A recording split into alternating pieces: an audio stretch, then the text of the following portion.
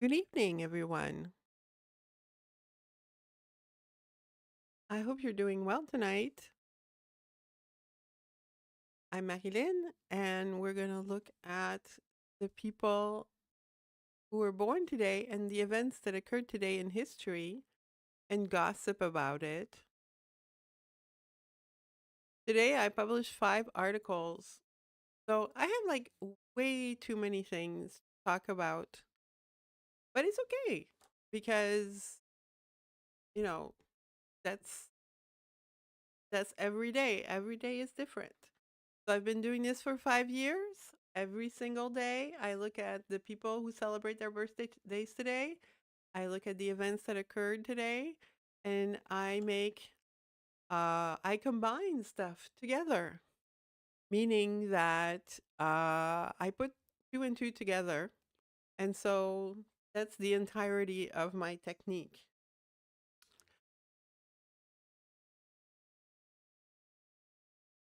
I hope you like my backgrounds. We're moving into Pine Cliff, where we're really moving in.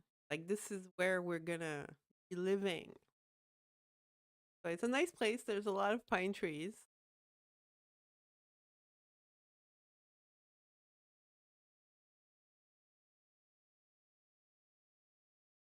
So tonight we're having our meeting at the Circular Logic Private Club. You find it?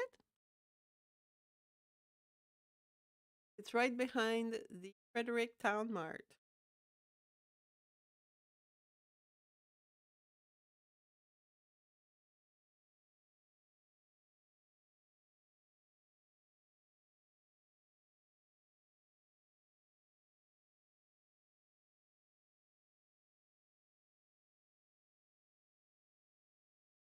So I've been counting the days for 3,922 days so far. And when is this show going to end? It might be 4,119 days total because that's usually the size of a mountain on our roller coaster ride. So today I have two birthdays.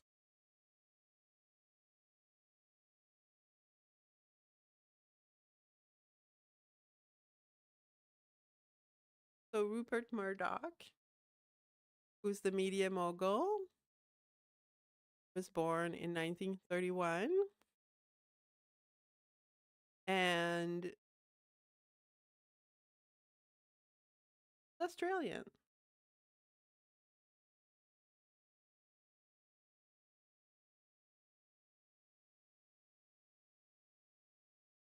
So I track him as having been born along with Laurent Lachance, who's a Quebec producer. So he created a TV show that I loved the most growing up called Passepartout, which is a word that means universal access. And it's the name of the key that opens all the locks. And so it was a show with, like 3 people wearing interesting costumes and puppets.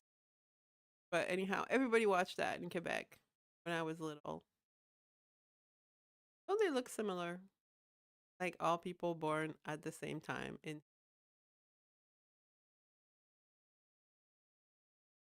didn't I have more 2 people?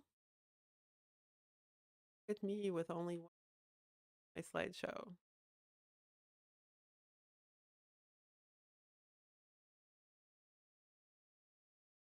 That's not well. Or maybe it is 2 people. Well, anyhow. Also only have one event out of two. Weird. So today, 224 years ago, it was when the Rosetta Stone was presented. Now it's at the British Museum, of course.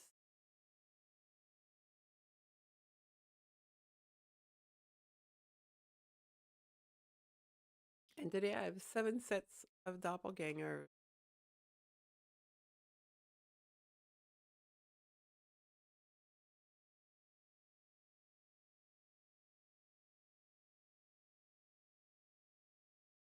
So JCR Licklider is the guy who came up with the idea of the internet. Didn't build the internet. And Ronald McDougall wrote Mildred Pierce as a screenwriter. So they were born on the same day.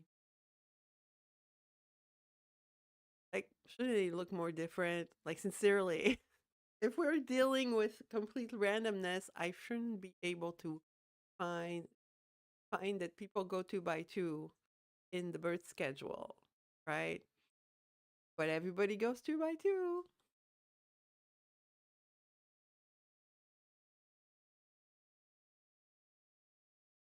Now we have Amy Demond and Joey Buttafuoco were born days 1950. So that guy was the husband of a woman who got shot by in the face by the girl the teenager he was schlepping. So yeah, everybody knew about this story when it happened. Nobody remembers it today. And Jamie Dimon. Oh look, I have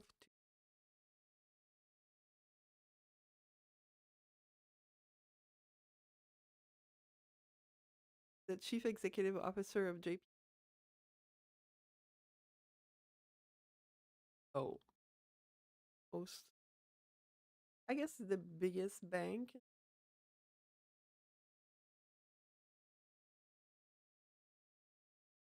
Don't follow the finance. I find it kind of interesting that Joey Buttafuoco could totally look like Jamie Dimon on a bad day. Is there a purpose for this? So this is if you want to look into this, Joey Buttafuoco is the patsy, Jamie Dimon is the beneficiary, and then you could probably find that when Joey Buttafuoco was in the news, it was at the same time as Jamie Dimon was in the news because it's always the two people together.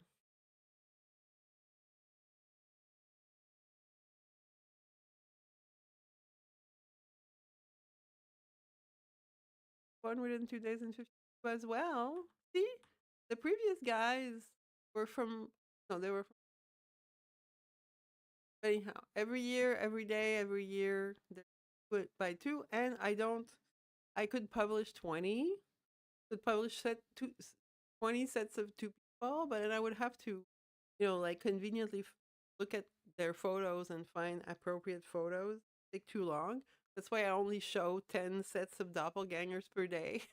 It's because there's more. There's so much more. I have again. I should write it, but I do have 9,000 sets of two people. No, I have now 9,000 people as a set. Anyhow, I'll show you stats eventually. So we have Douglas Adams, the guy who wrote Hitchhiker's Guide to the Galaxy.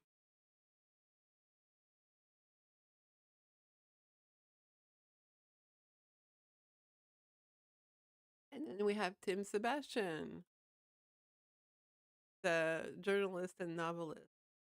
Does interviews with people. Interview Donald Trump.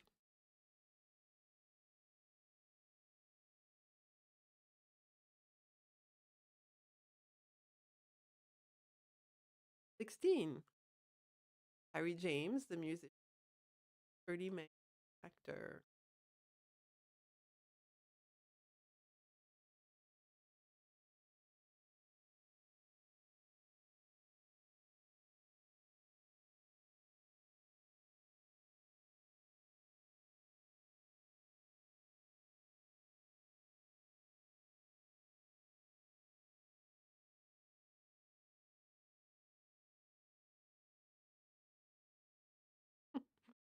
Jack Benny probably asking in person, shouldn't these people look more different? So of course I have people that I match that nobody's ever heard of before. So, composer of Emotions,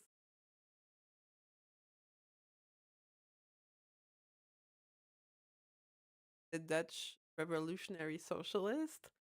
So, like, nobody knows who people are, but I look at everybody, so I don't discriminate. Like, even if it's like two nerds nobody's ever heard of before, I'll still match them up. Everybody matches up, especially the nerds.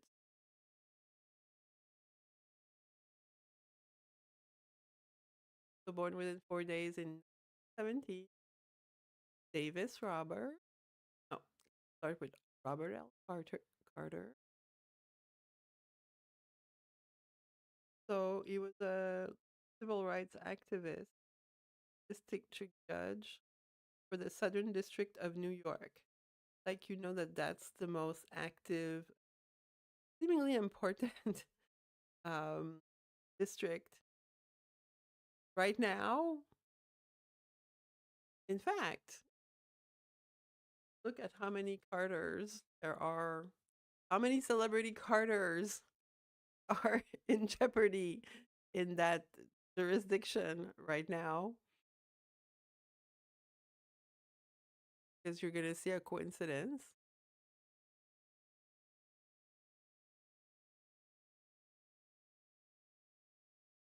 Character, actor, and everything. Robert.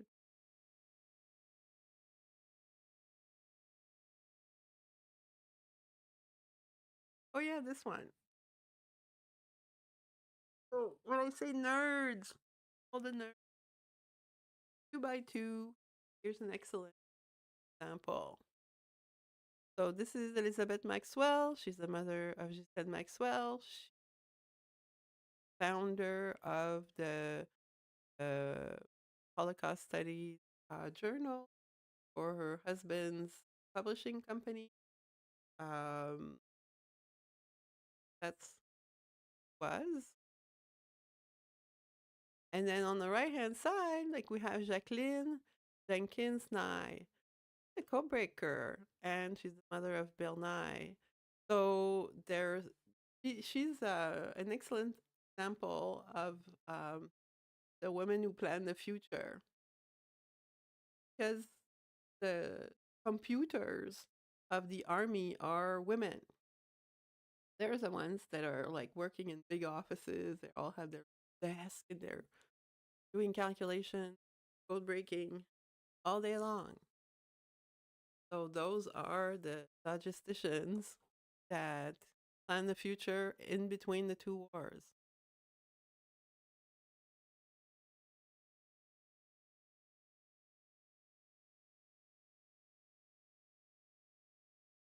So today I published some articles. I'm going to put them on Patreon afterwards. Like, I'm going to put a link to them in Patreon. Actually, I have 7 articles, I think. So I expanded on the Friars Club testimonial dinner where Marilyn Monroe attended. So it's like there was like 200 guys, and then they invited Marilyn Monroe that year. So that was on March 11th. So of course we have Jerry Lewis trying to Marilyn Monroe, and then the adult in the room behind him, that's Milton Berle, and he's taking the hand out, and of course Dean Martin is on at the shenanigans and laughing, just the equation.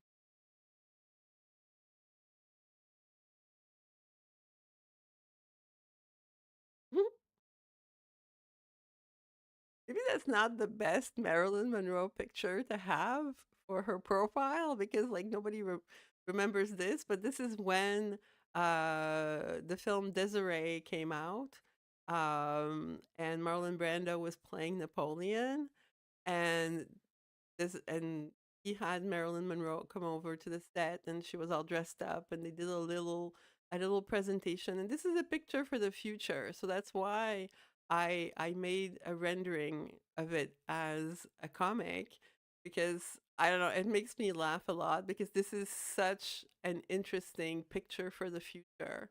And it's from an agency photo. So Marlon Brando and Marilyn Monroe really wanted to cement that very particular day in the calendar for a very specific reason. And yeah, both of them were smoking, but they're not smoking in that picture. Yeah, I'll talk about it at another time. So I've made little portraits for everybody. Cute. Hilton, co-producer. So they only made the one film together. Whoops. As Ben Burrell was there. Jerry Lewis was.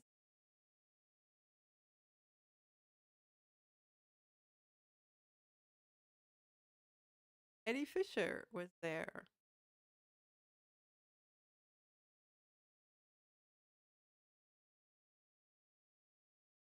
Then 9 months and 4 days later, there was a whole bunch of children that were born, and they're all actors, and they all look like the people who attended the event. So I have two examples. Paul Simonon from The Clash. Star players are important.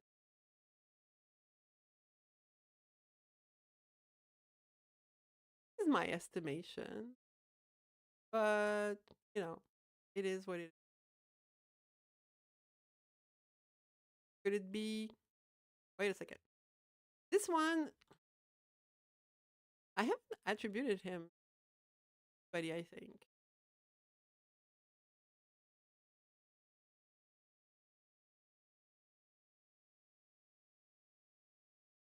See, his last name, Simon. That's a St. Peter reference. So what do you think? Probably not Jerry Lewis because there's no hole in the chin. Melton Berle, Green. Choose your Melton. All right, and then we have Vincent Yeah. So he's been publishing articles. Well, no, there's articles published about him going back a long way.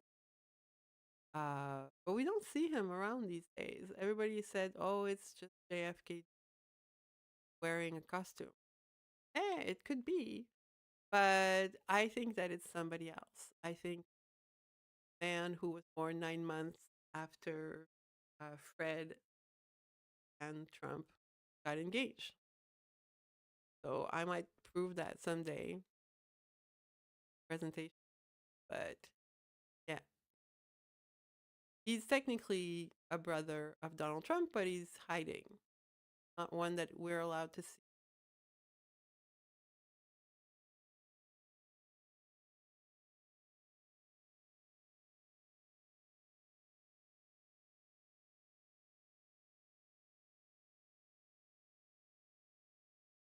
All right, so I published an article. I read the newspaper and I come across articles that are really interesting. And so I produce, I'll have, like ChatGPT transcribe it for me. I'll put it on my website. I'll publish the article to make a PDF out of it, which I submit to Notebook LM, and then I create a podcast from it. So this is how I entertain myself. And I've been doing that for many years instead of watching, like TV shows, dramas, Real Housewives shows, and stuff like that. I make my own entertainment. Uh, yeah, because it allows me to study how it works. It's getting so interesting. Um, the the reason why this article it came up is because it uses the phrase the idle rich. So the idle rich is a term from back in the day that means a certain class of people. And Frederick Townsend Martin, the going to come up in the next article, he also used the phrase idle rich because he published a book, The Passing of the Idle Rich. And it's a brilliant, brilliant piece of double entendre. The book that has, peacocks on it, but I'll tell you what it means after. So yeah, so this is a book that talks about the corruption in in the United States, and it's called If Christ Came to Chicago. And so there's a podcast on the site. You'll be able to see.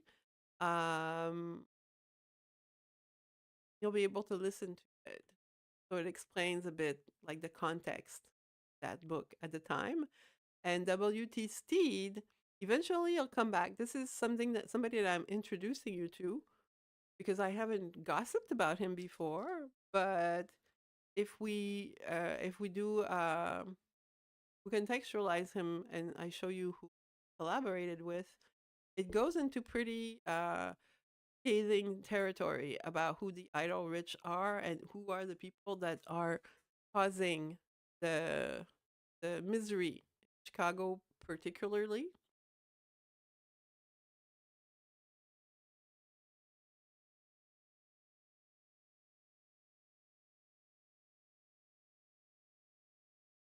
Oh, so I decided to have a a a piece of gossip treated as if it's, like gossip from today because I thought that that was very typical.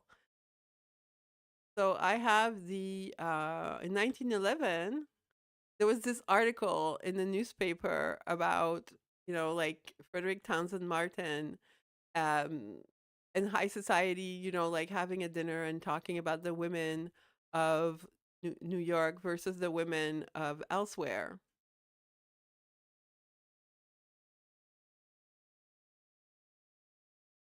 So I highly recommend this article because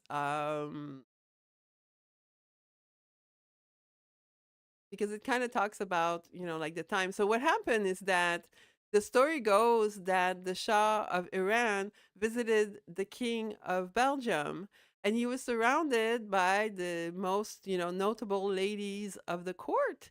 They were all around him. They're all mature women, accomplished, beautiful women. And the Shah pointed at them and he said, "Is that your harem?" And the king was just like too taken aback by this comment to say anything, so he didn't say anything. And then the Shah said, "Wow, you're gonna have to change them to renew them pretty soon." Meaning they're old. So anyhow, that was the most awkward royal moment ever. But it does show the difference between the the the the East and the West, I guess you could say, where people still have harems today, and this hasn't changed. It's just that nobody talks about it, because people upset by this. But there's a certain class of people that they brag about this stuff all the time. So the original article that I published, it's about a meeting that occurred at the Waldorf Astoria in New York. And 9 months later was born Florence Georges, who appeared in two movies, College Swing and Tell No Tales, in 38 and 39.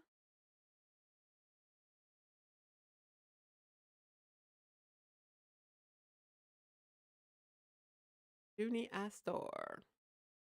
Junie Astor, who chose her name, by the way, that's not her real name. That's her actor name.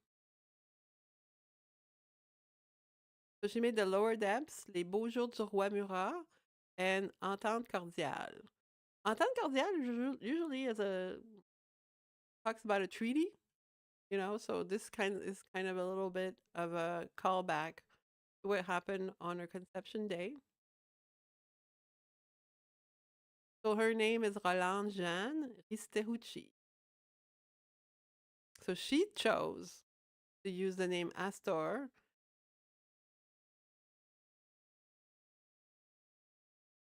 So we have two girls and two boys. And so Frederick Townsend Martin, he wrote the book The Passing of the Idle Rich. The idle rich are people who don't produce anything. They just arbitrage the life of other people. So that's what the idle rich means. So they're kind of like the parasites of society, at least in the minds of Frederick Townsend Martin, who was a member of high society. He was the leader of high society in 1911. Everybody wanted to be like him, but he was telling everybody to give away their money, and he said that basically if they didn't make anything useful, they were useless. And in his book, The Passing of the Idle Rich, it literally means die, you motherfucker, die. That's what it means. That's the double entendre of it. Because Frederick Townsend Martin was associated to the Comfort and Mercy Project in 1911. And this is a group of people who were helping the idle rich pass in a comfortable way. So they were running Frederick Townsend Martin is in the Adams family. He's Gomez. Gomez in the Adams family is him. So I guess the lugubrious aspect of the Adams family is that they are dealing with the dead. So these idle rich people, you have to see them. They're like Nosferatu, like they are that like that. That's this the it goes back to the old legend of the vampire. Like the vampire doesn't do anything except prey on humanity. It's not like he has a painting career on the side. Has there ever been like a movie about vampires? Because every other movie is about vampires. It must be important. Has there ever been one where the vampire has a very helpful career helping humanity? I don't know. I don't think so. So yeah, so that's the passing of the idol rich for you.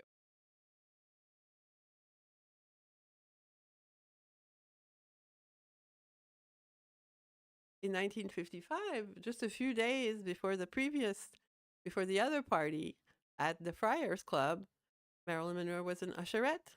Margaret Truman, the daughter of President Truman, at the premiere of East of Eden at the Astor Theater. Again, there's a reason why it's always the same name. Maybe you can explore it.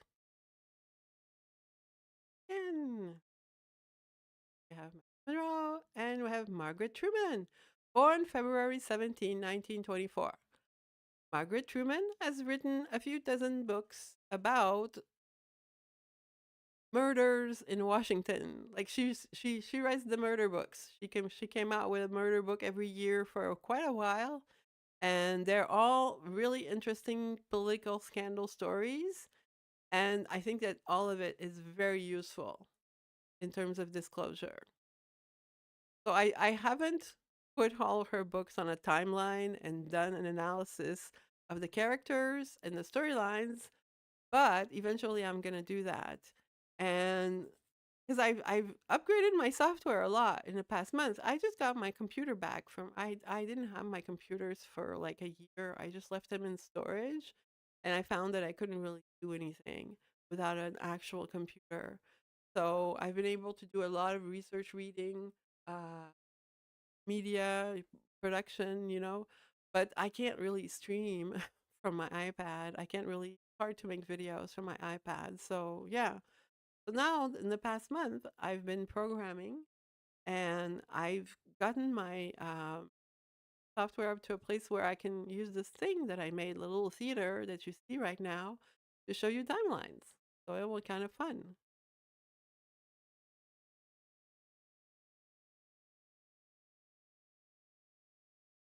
So Margaret is everything.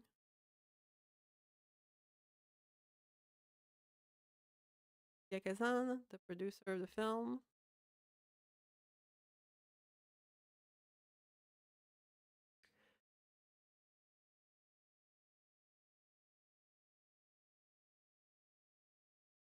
John Steinbeck wrote the book. Eviden. Julie Harris starred in.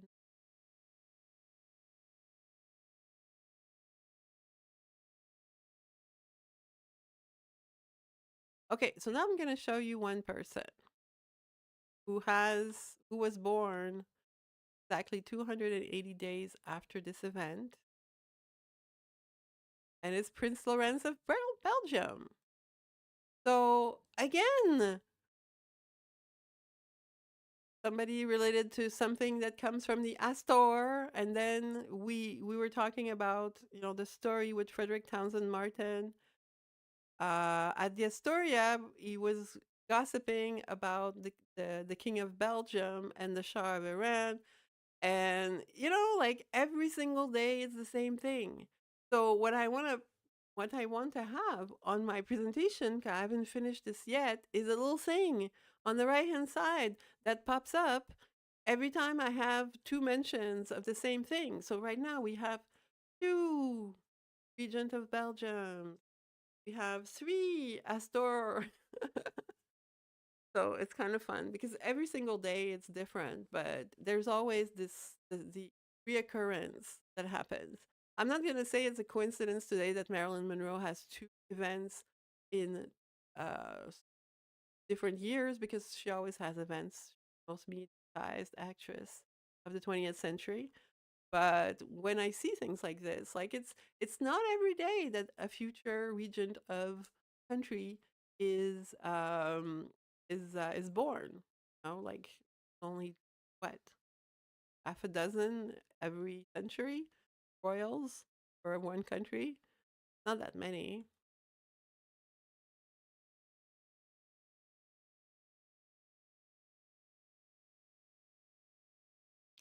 So yeah.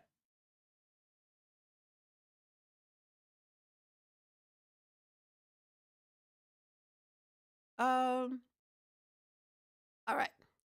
So on the left, I'm gonna comparing to all the people who are at the premiere of East of Eden. I already know who it is. I've already attributed him to someone. The reason why is a little controversial and also very cute, I think. But I can't show it to you right now. I have to put it. Margaret Truman. Wouldn't that be sweet? So again, in the system that I study, absolutely nobody raises their own children. Everybody is a gift. Therefore, every child is received from a peer.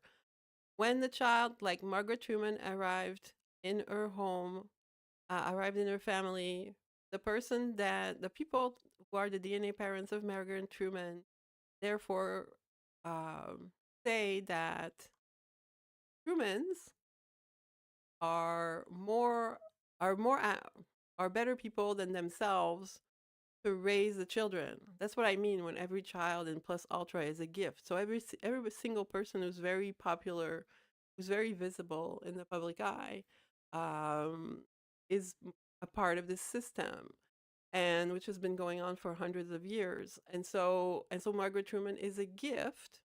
Prince Lorenz is a gift. Everybody raises a gift, and raising the child then is a gift to is in it honors the DNA parents of the child. So in the 20th century, like even my grandmother was them. The people who are a member of the Universal Exhibition Network, uh, they they adopt embryos, one way to say it. And so when there's Universal Exhibition events, thousands upon thousands of couples who have recently married are invited, and they're implanted with embryos that come from people who are accomplished in sciences and in the arts. And this is how the Universal Exhibition Network has promoted excellence, creativity in the 20th century. And it's a very, very sophisticated program. And it's not eugenics sense of creating engineered people. It's a way to make sure that everybody on the stage right now is blended in such a way that it prevents conflict in the new world. People in the old world who have older mentalities and who oppress people, they're in the old world. They're going to have conflict. But all the people who are part of the new world and are working in systems that don't. Okay, so all the new world people who don't have harems, they're okay. But all the people from the old world who still have harems or still want to build themselves a harem, they're in trouble. This is what I mean. Like that's why I thought that it was interesting that the article from with the joke about the Shah of Iran came out on March 11th. So this is the person I attribute Prince Lorenz to, Elia Kazan, because he was born 9 months after the death of Leopold II. Is it Leopold II? I have to double check. I can go into my here.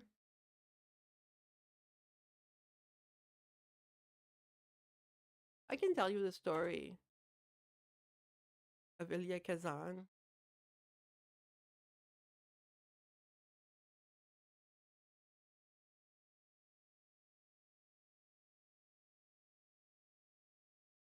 Yeah, so I have the exact dates. All right.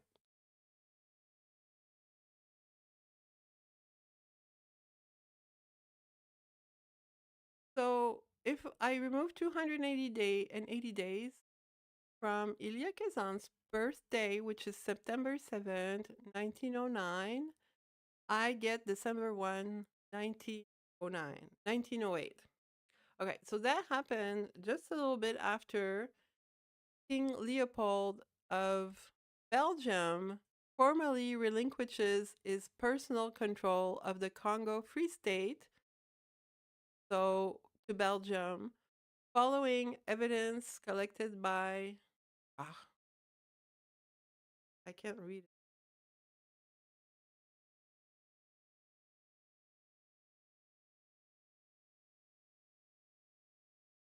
Yeah, it's when King Leopold II relinquished his personal control of Congo. So it's an event that inaugurates the new world because like the Belgium was controlling. Belgium continued to control after that, but that's one step. So that's the personal step of King Leopold II. And 9 months later was born Elia Kazan. So if Elia Kazan is from Leopold II, then Prince Lorenz has to be from Elia Kazan because here, it's like it's the royal family continuing. It's just that the royal family participates in a system that integrates two new family members every time they have a different they have a new generation, right? So this is something that I'm working on making an infographic for, which is the dilution or the the diversification of the royal families since Queen Victoria, because he because you'll find that in every generation there's way more people in the royal family. So now we have Queen Elizabeth, who has sponsored the creation of dozens upon dozens of children, and she registered each one of them like this. So that's kind of interesting because you can see who comes from the queen, who comes from her husband, and then you can see what they've been up to, in the past 50. It's kind of interesting. It tells a meta story of the 20th century.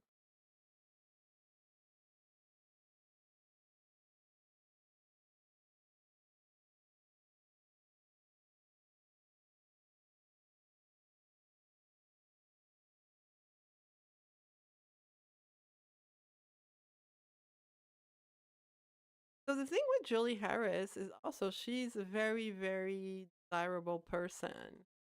Um, like Julie Harris, she was celebrated. Her conception was celebrated by Mamie Eisenhower and Frank B. Kellogg. Frank B. Kellogg is the co-creator of the Kellogg Brilliant Pact, which is the group of people who are mandating these activities that are going on, where people in the in line in entertainment are conducting operations that document the people of the old world to, like, try to get rid of them. I don't have the correct words to explain everything tonight, but so yeah. But see, my wish is this: Margaret Truman and Elia Kazan. That would be, but him for sure, because he's already declared as a descendant of Leopold too. So the best choice in the whole bunch.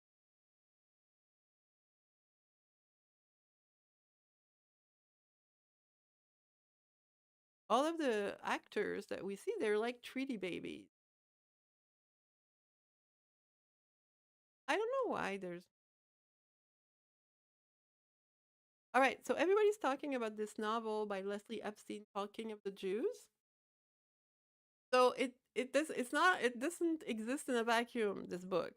It's not predictive programming, it's disclosure of an upcoming storyline. So the King of the Jews is kind of, it's about the contrast play that was played in the 90s, and after that, between Jeffrey Epstein and Donald Trump, because they weren't working together so much as always sparring on something or other. And it's not, like, we see some of it. We saw the time when they had a bidding war for an estate in Florida. We saw when Donald Trump supposedly threw out Jeffrey Epstein from his club. We saw when we hear with the comments he makes, and all that. And of course, Jeffrey Epstein is always gossiping about Donald Trump in his emails. We can search through these emails, but they're essentially two characters pinned against each other. And so Ghislaine, Jeffrey, and Donald are sort of like this weird triangle of people that are always shooting, you know, people towards each other. It's kind of like, if you are in the class of people who would really like to have a harem, who do you call? Like, you'd be tempted to call either Jeffrey Epstein or Donald Trump, because Donald Trump owned beauty pageants, and that's the bane of all the women who compete as beauty queens in the United States. They all get, pestered by scouts who are looking for women to hire to work in a harem. People used to talk about this in the 90s. Today, people don't talk about this anymore, but this is something that happens. And so, yeah, so King of the Jews, I created well, I fed the entire book to Notebook LM, and I created a podcast which explains the story in detail. And if you're able to, like, I found that it's very, very telling of the storyline of Donald Trump in the past little while. Sort of like as the clown antichrist, because everybody talking about him. Donald Trump is the person everybody must gossip about, and through their gossip about Donald Trump, it's very easy to see immediately what kind of person they are, which is kind of interesting. Like, he has exposed everybody's true nature just by being fucking annoying. And that is a feat unto itself. But you can see that there's a whole bunch of, like, this book, it's astounding, but you'll see the next one, because if this one is about Donald Trump, so this one came out in 1978.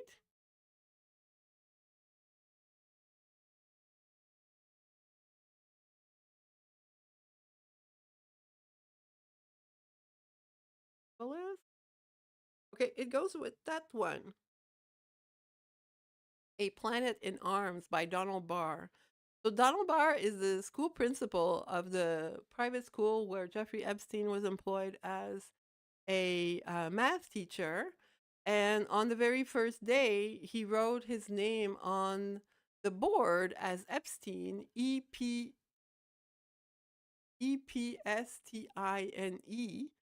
So there's a mistake there. But then there was, conveniently, somebody who took a photograph of him, which then wound up in the New York Times. So you can see that on his first day, somebody took a picture of him and the blackboard, and he didn't even write his name correctly. Right? So that's very much convenient that somebody was there to capture that moment. Because when he died, the toe tag on his toe read Jeffrey, Jeffery. So on his first day of his mission, his name was misspelled. On the last day of his mission, his name was misspelled. Is this a coincidence that matters? I think so. But anyhow, we have here the science fiction book, A Planet in Arms. And as I say, science fiction isn't. So this book, which I haven't read, is about, interplanetary trading in people. So I think that this is at the level that people are working at. They're really trying to prevent interplanetary trade in people. And of course, that's unbelievable. And it's fine if you don't believe me. But I invite you to take a look at the books of Donald Barr, because he's an OSS officer, and that carries some weight. And he has done he it's weird that he's written books, but he's written books. Just look up his books, try to find out what they're about. You don't really need to read all the books, because all the information is in the meta. So what this wait what this book has is an interesting title. Wait, so it's the tagline. The reason why I put this book along with the other one, tell you immediately. Okay, so the tagline at the top: one small planet battles the entire galactic empire. The war would bring them victory. The peace could bring their destruction. So it's kind of like in the previous book, the character has no good choice. So you could try to listen to the explanation of the previous book, King of the Jews by Epstein, and try to transpose the Trump the Trump character, which is Icy Trumpleman, um, into a planetary situation rather than a specifically a ghetto place. You know, like try to think about him as somebody that's dealing with an international or a planetary situation. Um, yeah, and because we're all Icy Trumpleman's children in a sense, because he's the one that gained control of the orphanage. The orphanage is us. The orphanage is the planet. So yeah, the storylines that I follow are always interesting adventures surrounding the appropriation of orphanages and the trade in young people. Always like that. So yeah, the storyline of the 20th century is pretty complex, very very complex, and it's taken hundreds of films in order to explain it. And so this is your entry level invitation to look at two books that seem to go together. They're sort of declared as going together. So this one on May 17, 1981. So the previous thing was from 78. This is it was from 79, and this one is from 81, so 2 years apart.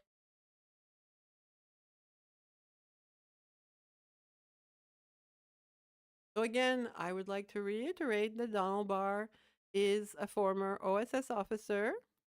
He wasn't just like some director of a school.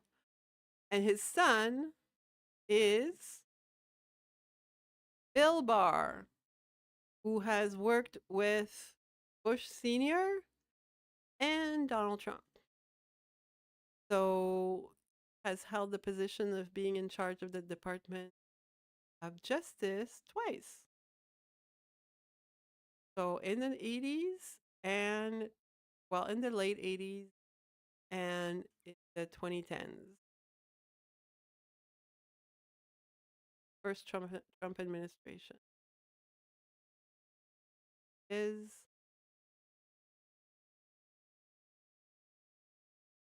so he was born on August 8th, which is the number 88.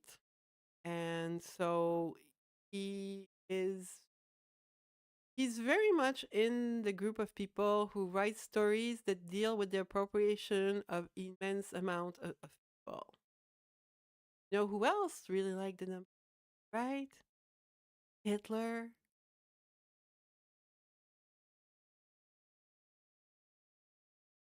So look into the books of Donald Barr. So 9 months later, of course, two people were born. Natalie Jones. She's an actress. So this is not a very well-known person, but I found her. I thought she was very cute. And her name is Jones. When you have somebody whose name is Jones, it means she's Mrs. Jones, Mrs. Jones.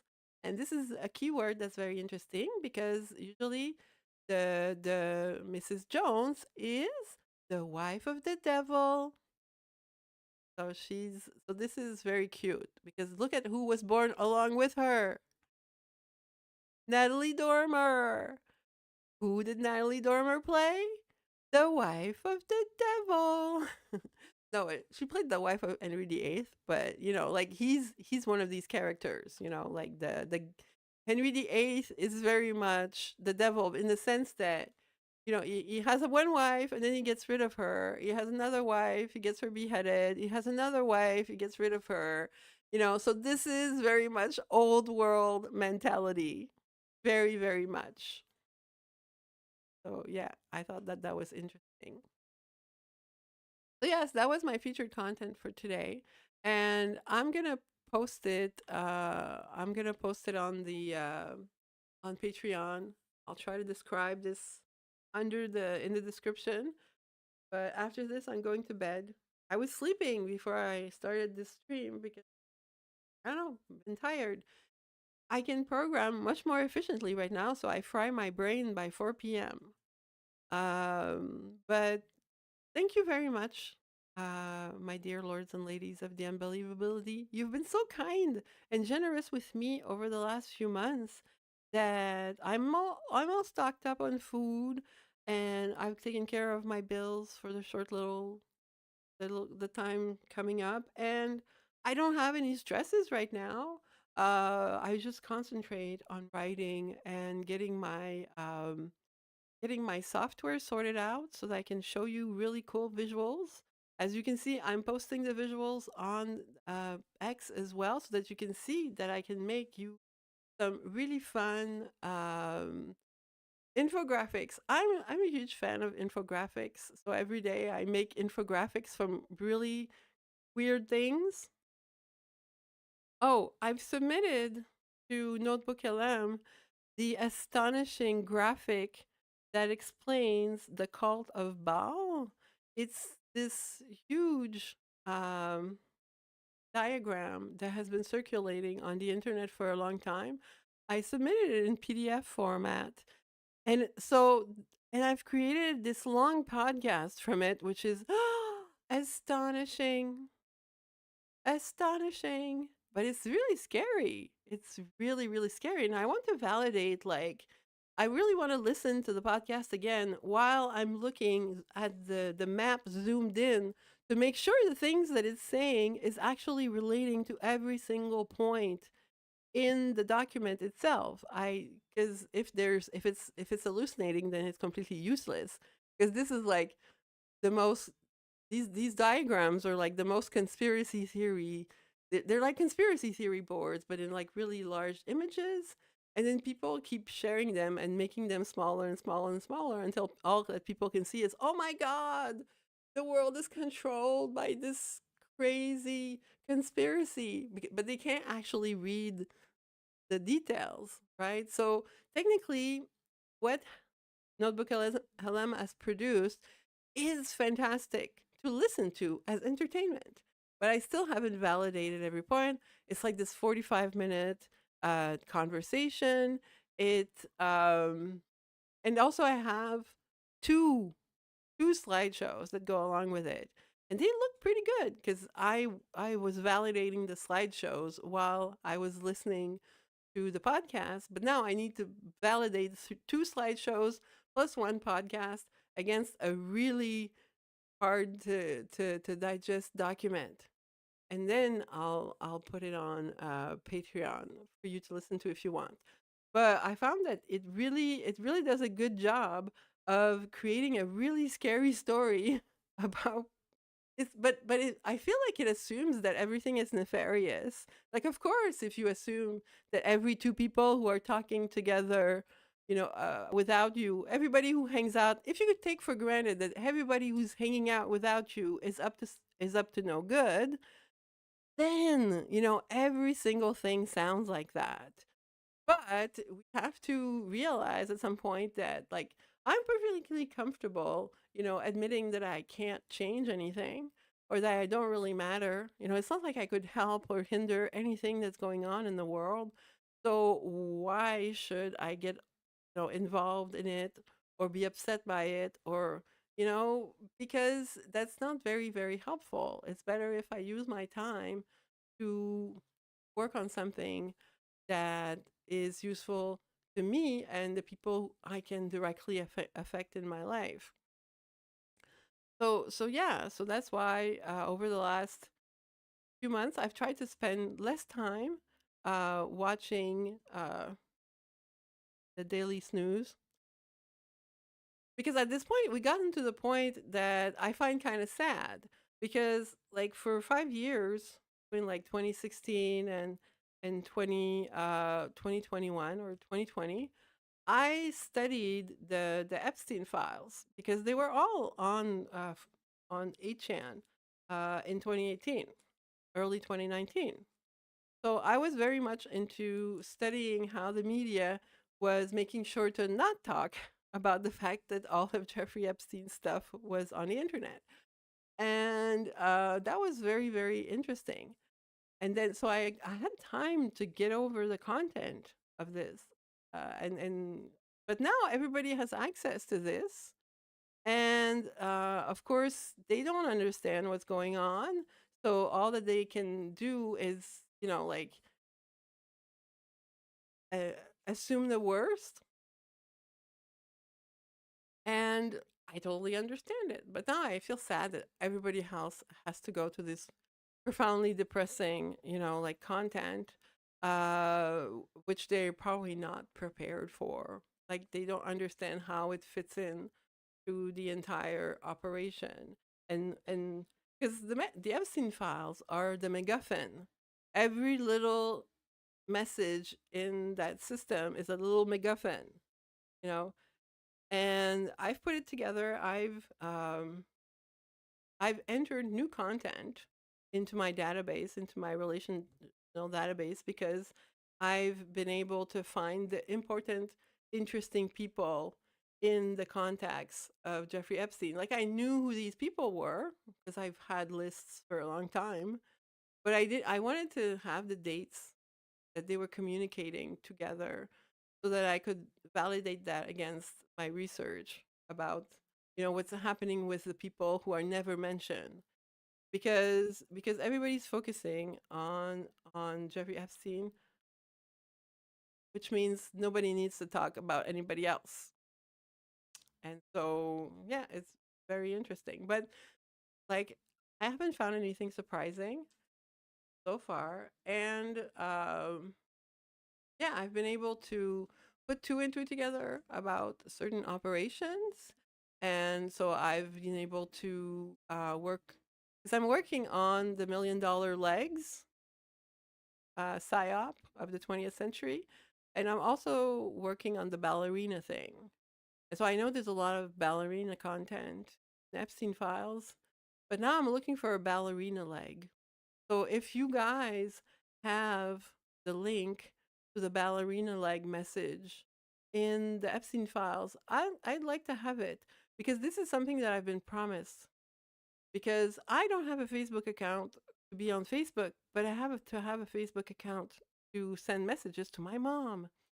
And every time I go on Facebook to write to her, I see the messages that seem to be written by regular people, but that I don't follow these people.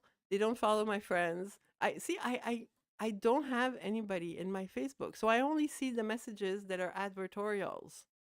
These messages of concern for the victims of Jeffrey Epstein, and these messages of concern for Stephen Colbert or Jimmy Fallon or Jimmy Kimmel or Stephen Colbert. These and the two get mixed up together. And it tells me a lot about what's being pushed to people who are, like, people on Facebook. And there's one message that I captured. I don't know in which device. I can't find it anymore, but it lists a whole bunch of things. It says, I've read the Epstein files, like, not what people write about the Epstein files, but I've read them myself. And then she makes a list of what's in the Epstein files, and there's a ballerina leg. And I'm like, yes, I've been looking for the ballerina leg information, but it's not possible to find it with the keyword ballerina in the files. So this person promises a whole bunch of things about the Epstein files that seem somewhat related. Like, it doesn't seem like she made that stuff up. And then there's the ballerina leg in the middle. Yes, this is what I'm looking for. So I've completely been hooked by this message. And I'm like, you're promising me a MacGuffin because I can find it. I know that this is something that I'm supposed to find, but I haven't found it. So, yeah, if you have that message, send it to me. I need dates. If you don't have dates, don't bother. Everything. If there's no date on something, somebody's messing with you. Everybody should leave the date on everything because it's the date that matters. And I hope that as I start streaming again and as I show you coincidences, you'll see that it's because of the date. The date matters. You can just You move to 180 days from the birthday of anybody you find interesting and go see who was in the media being celebrated that week and what art came out that week. And you'll find invariably a big coincidence. And you'll find somebody who looks exactly like the person you're interested in. It works every time. And then you'll find two. That's the confirmation. When you find two of something, it's a confirmation. If it was only like one coincidence, it wouldn't be interesting. It's double coincidences that are important. So, yeah, with this, I'll wish you a good night and I hope I'll see you soon. Good night.